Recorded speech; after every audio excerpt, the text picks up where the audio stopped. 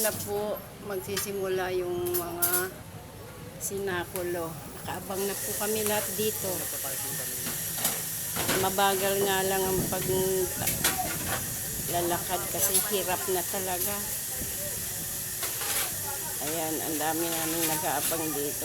May sumisingit pa ang nakamotor. Alam na may sinakulo eh. Ayan. Ayan yung mga manghahampas. Ito si Morris ang magsasalita dyan. Tsaka itong matandang to. Habang hinahampas si Jolo, yung pala si Jolo pala nga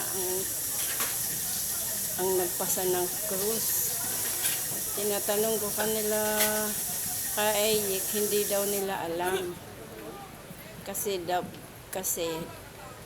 palit-palitan pala yung pumapasa ng krus. Eh ngayon, natapat na dito yung apol kaayik, si Jolo na nga. Ayan, malapit na.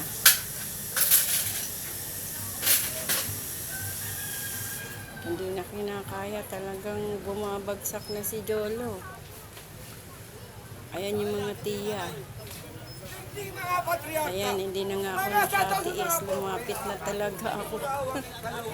Kasi gusto ko makita kung sino yung napumapasan. Hindi ko rin pati makilala eh kasi sinukluban ng wig at saka koronang tinik. Nakayuko naman siya kaya hindi ko siya mamukhaan. Ayan na.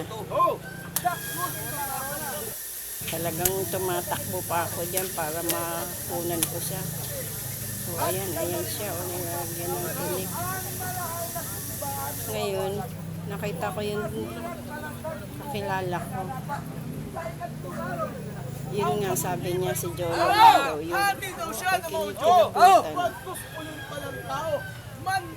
Hampasin, akala mo.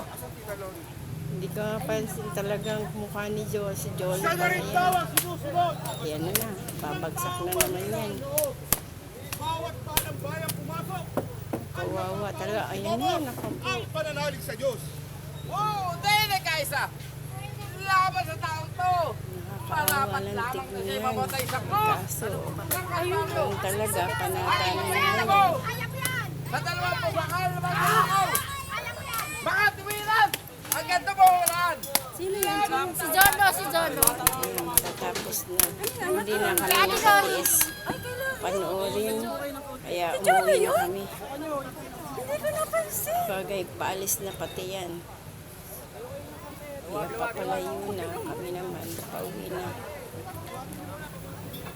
At hindi ko talaga matiis na tignan at